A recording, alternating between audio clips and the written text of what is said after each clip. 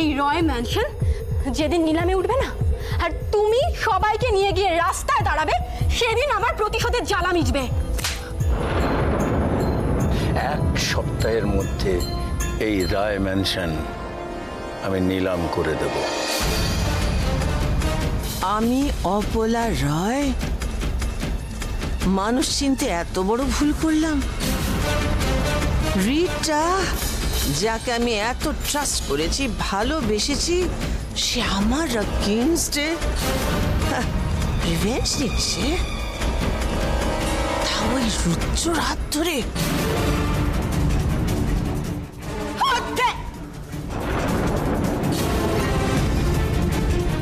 রিটা, কি ভেবেছ আমি তোমাকে ছেড়ে দেব?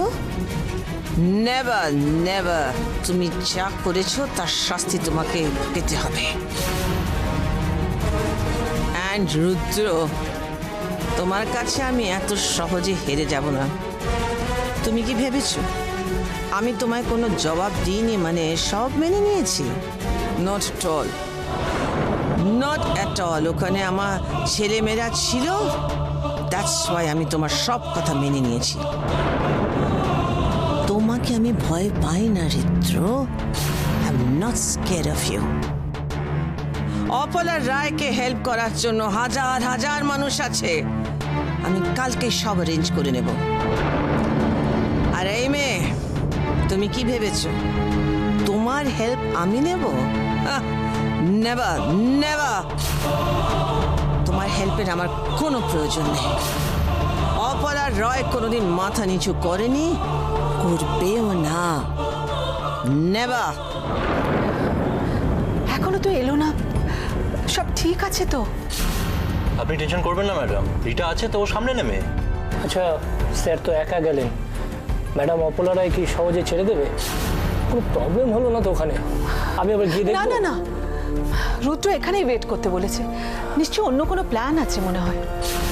এত টেনশনের কিছু নেই ম্যাডাম। এবারে অপলা রায় যে জালে জড়িয়ে পড়েছে, সেখান থেকে বেরোনো খুব মুশকিল। সত্যি রুদ্র অপাকে কতটা ভালোবেসেছে সেটা তো আমি জানি। ভালোবাসা আর ঘেন্না বোধহয় একই বিন্দুতে অবস্থান করে। রুদ্রর প্রথম প্রেম অপা, কিন্তু অপা কি করলো? ক্ষমতার লোভে, টাকার লোভে আমার সংসারে ঢুকে পড়ল, সংসারটাকে তছনছ করে ছাড়ল। রুদ্র কি অবস্থায় আছে সেটা কোনো দিন জানার চেষ্টা করলো না, দেখার চেষ্টা করলো না। আর এখন রুদ্র যেখানে নিজেকে এস্টাবলিশ করেছে, নিজেকে দাঁড় করিয়েছে, সে জায়গা থেকে সে তো প্রতিশোধ নেবেই, নিশ্চয়ই নেবে। নিজের ভালোবাসাকে কিভাবে শেষ করেছে সে তো আমি জানি। আর কি না করেছে রুদ্র তার জন্য। স্যার শুধু নিজের নয়, ওই অপলা রায় যাদের যাদের সঙ্গে অন্যায় করেছেন তাদের সবার হয়ে ওনাকে শাস্তি দিচ্ছেন। ঠিক বলেছেন আপনি। অপলা রায়ের জন্য আমাকে কম অপমানিত হতে হয়নি। ওই অশ্মি যখন পালিয়ে দেবের সাথে বিয়ে করলো, উনি তো সব জানতেন। সব জেনে শুনে কেন আমার সাথে অশ্মির বিয়ে ঠিক করলো? কেন? শুধুমাত্র বিজনেসের জন্য। অপলা রায় বারবার বারবার নিজের স্বার্থে আমাকে কাজে লাগিয়েছে, কিন্তু আমায় যখন পুলিশ ধরে নিয়ে গেল, একবারের জন্য ফিরে তাকায়নি। নিয়ে জানো কে? লকে ভাব। তারপর ওর আর ওবরার ফ্যামিলি স্টোরিটা আমি লিখবো। এই রিটাকে নিয়ে উজ্জ্বল রায় আর অপলা রায় কম গেম খেলেছে। দিনের পর দিন রিটার সাথে উজ্জ্বল ভালোবাসার নাটক করে গেছে, আর পিছনে রাশির সাথে সম্পর্ক রেখেছে। সবার সামনে রিটাকে দুঃখ দিয়ে রাশিকে প্রপোজ করেছে। হ্যাঁ, আমি তোমাকে ভালোবাসি।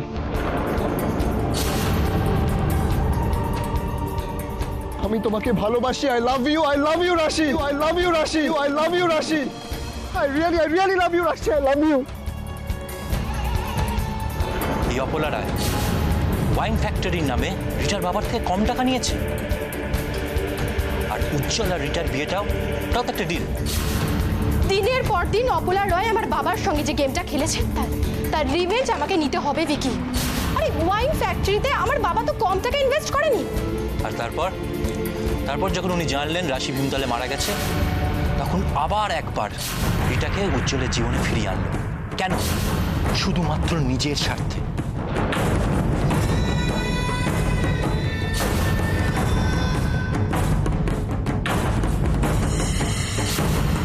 অপলা রায় শুধুমাত্র নিজেরটা বোঝেন। উনি একজন সেলফিশ। কারুর কোনো ইমোশনের দাম ওনার কাছে নেই। আজ এই সমস্ত অন্যায়ের হিসেব মেটানোর সময় এসে গেছে। তুমি ঠিকই বলেছ ভিকি, অপার শাস্তির রেজাল্ট বেরোনোর সময় হয়ে এসেছে। শাস্তি তো ওকে পেতেই হবে। তবে যতক্ষণ রাশি আছে ততক্ষণ আমি নিশ্চিন্ত হতে পারছি না। ম্যাডাম, রাশির হাতে তো আর কিছুই নেই। রাশি সব কিছু করতে পারে রানা, সবার বিরুদ্ধে রুখে দাঁড়াতে পারে ও। কিন্তু আমি রাশিকে যত দেখছি সত্যি অবাক হচ্ছি। অদ্ভুত মেয়ে ও।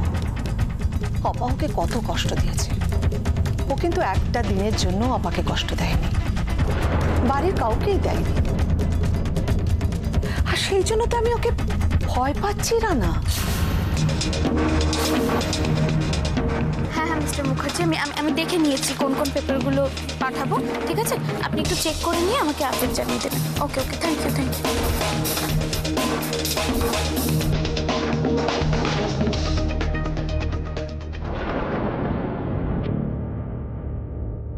রাশি, দিদি ভাই, এসো না, বসো। এসব কি হয়ে গেল বলতো? কোথা থেকে কি হয়ে গেল কিচ্ছু বুঝতে পারছি না। এটা ঠিক, এই বাড়িতে আমি হয়তো কোনোদিনই সুখী হতে পারিনি, নিজের মনের মতো করে বাঁচতে পারিনি। যা যা চেয়েছি তার অনেক কিছুই পাইনি। মায়ের উপর রাগ করেছি, এই বাড়ি থেকে বেরিয়ে যেতেও চেয়েছি। সম্পর্কের খাতিরে এতদিন আপনার সব কথার সম্মান রাখার আমি চেষ্টা করেছি, মেনে নিয়েছি। কিন্তু এখন আমি চলে যাচ্ছি আপনার সাথে সব সম্পর্ক চুকিয়ে। কিন্তু বেরিয়ে যেতে পারিনি, সেই সত্যি থেকে গেছি। কিন্তু রাশি দেখ, যাই হোক না কেন, মা যেরকমই হোক না কেন, এই বাড়িটাকে, এই রায় ম্যানশনটাকে মা না অসম্ভব ভালোবাসেন, নিজের প্রাণের থেকেও বেশি। আমি জানি দিদি, উনি নিজের থেকে অনেক বেশি ভালোবাসে এই রায় ম্যানশনটাকে, এই বাড়িটাকে। উনি তো কোনোদিনও স্বপ্নেও ভাবতে পারেনি যে এই রায় ম্যানশন কখন নিলাম হতে পারে। স্বপ্নে ভাবতে পারে রাশি, কোনোভাবে কে বাঁচানো যাবে না? আমাদের বাড়িটাকে বাঁচাতে পারবো না বল? আমি জানি মা অনেক অন্যায় করেছেন, অনেক অন্যায় করেছেন, আর সেই সব পাপের শাস্তি হয়তো আমাদের এইভাবে পেতে হচ্ছে। কিন্তু আর বাদ বাকি যেসব মানুষরা রয়েছে এই বাড়িতে, সেই মানুষ তারা তো কিছু করেনি। আমি জানি তো, আমি জানি দিদি ভাই, এই বাড়ির সাথে এই বাড়ির প্রত্যেকটা মানুষের খুব ভালো ভালো স্মৃতি জড়িয়ে রয়েছে, কত আবেগ জড়িয়ে রয়েছে। তুমি নিজের কথা ভাবো, আমি তো প্রথম এই বাড়িতেই বউ হয়ে এসেছি। মম, আমি তোমার জন্য ছোট্ট গিফট এনেছি। Gift for me? ইয়েস।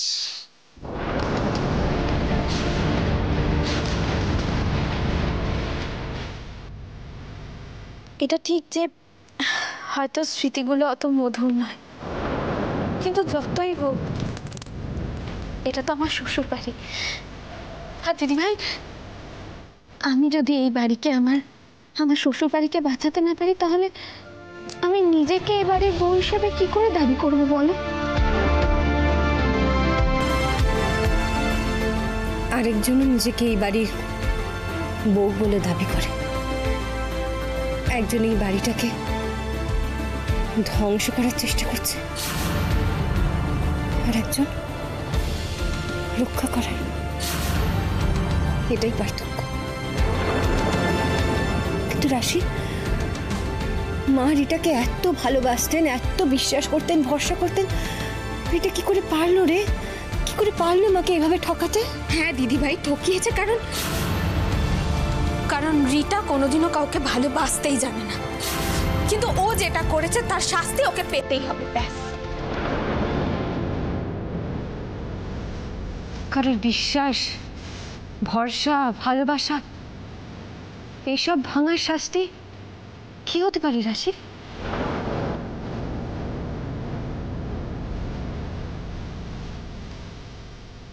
আমি তোমায় কথা দিচ্ছি, ওই রিটাকে একদিন এই রয় ম্যানশনে নিয়ে এসে ম্যাডামের পা ধরে ক্ষমা চাওয়া। তুমি দেখে নিও দিদিভাই। পারবি তো রাশি? পারবি তো রিটাকে ক্ষমা চাওয়াতে মার পাশ থেকে? পারবো, আমাকে যে পারতেই হবে দিদিভাই, পারতেই হবে।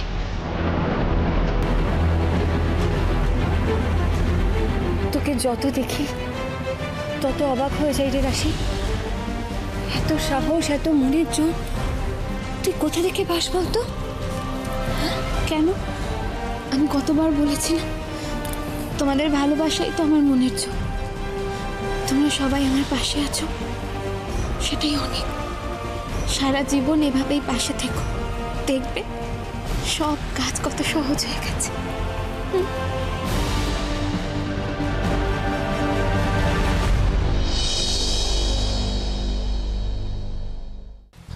দেব, আমি জানি মম অনেক অনেক অন্যায় করেছে, অনেক অনেক দোষ করেছে, তার শাস্তি মমকে পেতে হবে, কিন্তু এই লোকগুলো, এই এতগুলো লোক যারা রয় ম্যানশনে রয়েছে, এরা কোথায় যাবে? রশ্মি, তুমি ধৈর্য ধরছো না কেন? আমাদের ধৈর্য ধরা ছাড়া কোনো উপায় নেই। ধৈর্য ধরতে হবে, একটা না একটা ব্যবস্থা হবে। রশ্মি বুঝো, আমার মমকে দেখে ভীষণ খারাপ লাগছে। আমার খুব দুঃখ হচ্ছে মমকে দেখে। মমকে কোনোদিনও তো আমি এইভাবে হেরে যেতে, এইভাবে ভেঙে পড়তে দেখিনি। মম তো সারা জীবন মাথা উঁচু করে লড়াই করে এসছে, তাহলে আজকে মম এভাবে চুপ কেন? সময়ের সাথে সাথে সবকিছু পাল্টায়। রশ্মি, তোমার মম সব্বার সাথে অন্যায় করছেন, আমাদের সাথে অন্যায় করেননি। উনি বিশ্বাসঘাতকতা করেছেন। কে বলতে পারে রুদ্রশঙ্কর বলে লোকটার সাথে হয়তো তোমার মম কোনো কালে অন্যায় করেছিলেন, আর লোকটা তারই প্রতিশোধ দিচ্ছে। হ্যাঁ, কিন্তু তুমি তো বলেছিলে রুদ্রশঙ্কর ভাদুরী একটা ডেঞ্জারাস লোক, উনি সবকিছু করতে পারেন। হ্যাঁ পারে বলেছিলাম, সেই জন্য লোকটার শাস্তি পাওয়া প্রয়োজন, আর তোমার মমেরও শাস্তি পাওয়া প্রয়োজন। আমরা রয় ম্যানশনটাকে কি করে বাঁচাবো? এই রিটা খারাপ আমি আগে থেকেই জানতাম, কিন্তু তা বলে এতটা খারাপ ও রুদ্রশঙ্কর ভাদুরীর সাথে হাতে হাত মিলিয়ে আমাদের এত বড় সর্বনাশটা কি করে করতে পারলো? আমরা এখন কি করবো? রশ্মি, আমরা হয়তো এখন পথ খুঁজে পাচ্ছি না, কিন্তু আমাদের একজন ভরসা আছে, রাশি। রাশি কোনো না কোনো উপায় বার করবেই, আর রাশি উপায় বার করলে আমাদের রাশির হাতটাকে এইভাবে চেপে ধরে থাকতে হবে যাতে রয় ম্যানশনকে বাঁচানো যায়। আর রিটা ওর কাজের জন্য শাস্তি পাবে, পাবেই পাবে। হ্যাঁ, শাস্তি তোকে পেতেই হবে। ও রাশির সাথেও তো কম খারাপ কিছু করেনি, অনেক খারাপ করেছে ও রাশির সাথে। আর মম, যেই মম ওকে এত ব্লাইন্ডলি ট্রাস্ট করেছে, এত বিলিভ করেছে, সেই মমকে ও কি করে ঠকালো? ওর একবার বাঁধলো না। রাশি ওকে উচিত শিক্ষা দেবে, আমি জানি ও উচিত শিক্ষা দেবে। আর আমরা সবাই রাশির পাশে থাকবো,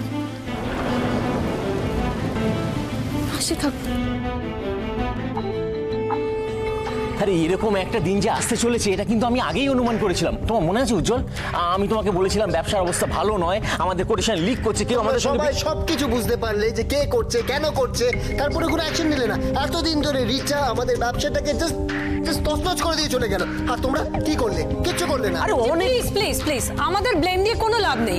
আমরা অনেকবার দিদিকে অনেকভাবে বোঝানোর চেষ্টা করেছি যে সামথিং ইজ রং, কিন্তু দিদি কোনোদিন আমাদের কোনো কথা শোনেনি। কত করে বোঝাবার চেষ্টা করেছি।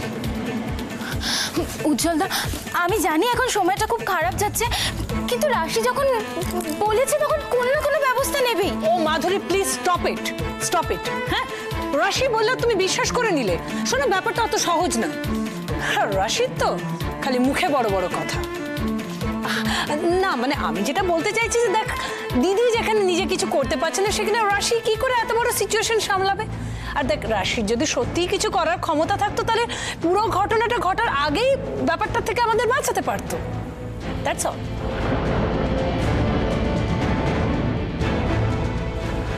এই উজ্জ্বল, এই কি হবে বলো না? সত্যি সত্যি কি আমাদের এই রায় ম্যানশন নিলাম হয়ে যাবে? আমরা সবাই তাহলে রাস্তায় এসে দাঁড়াবো? আমার কিন্তু সেটা একদম মনে হয় না। রাশি যদি কোনো কাজের দায়িত্ব নেয় সেটার জন্য শেষ পর্যন্ত লড়ে। ঠিক বলেছো মাধু, আশ্চর্য মেয়ে এই রাশি। দেখো এখান থেকে তো কিছুই পেলো না, অথচ আমাদের সবার জন্য কত ভাবেও। আর আমরা এতদিন ধরে মামির আশ্রয়ে থাকলাম, আমরা পারি না? কিচ্ছু করতে পারি না, আমরা শুধু মমের ওপর আঙুল তুলতে পারি।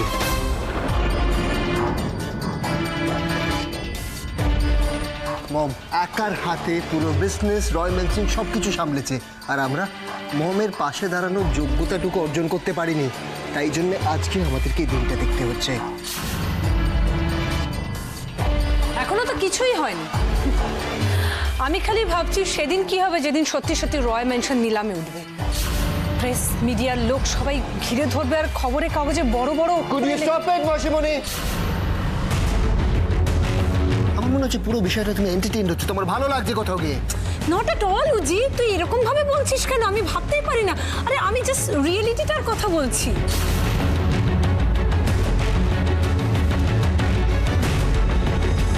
তোমরা যেখানে ইচ্ছে যাও, অনেক অপমান সহ্য করেছি, আর না, আমার ব্যবস্থা আমি নিজে ঠিক করে নেব। Wait and watch.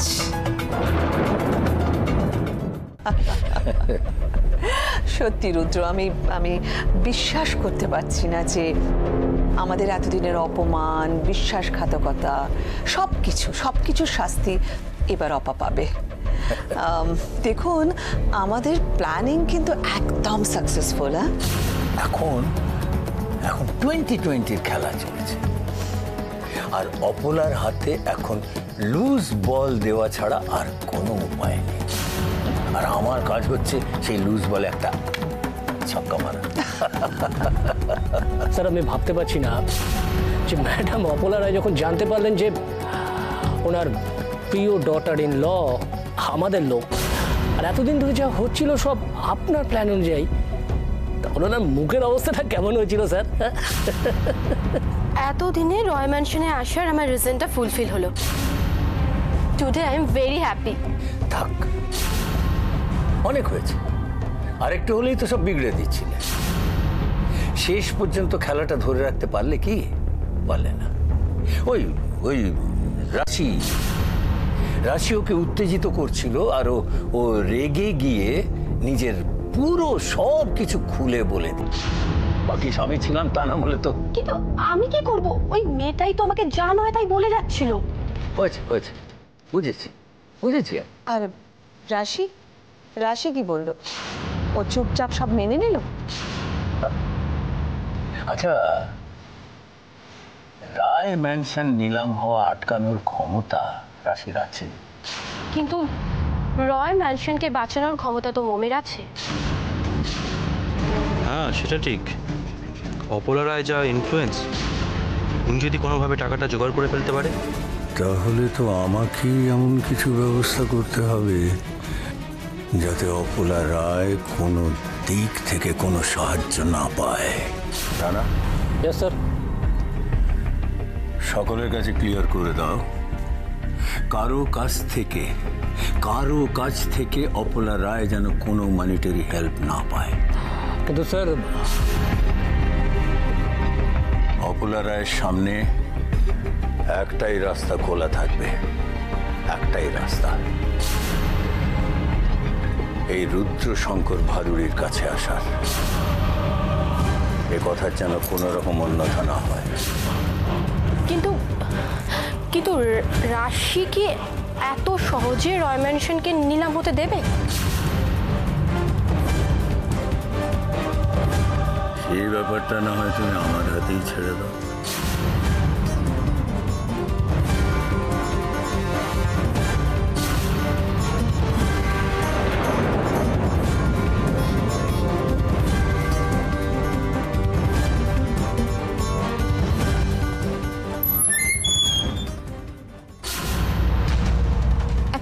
শুনলাম মনে হলো? কিসের আওয়াজ? কেউ কেউ ঘর থেকে বেরোলো মনে হলো। দরজার আওয়াজ, কিন্তু কে? এত রাতে কে বাইরে যাচ্ছে? দেখবো, গিয়ে দেখি তো।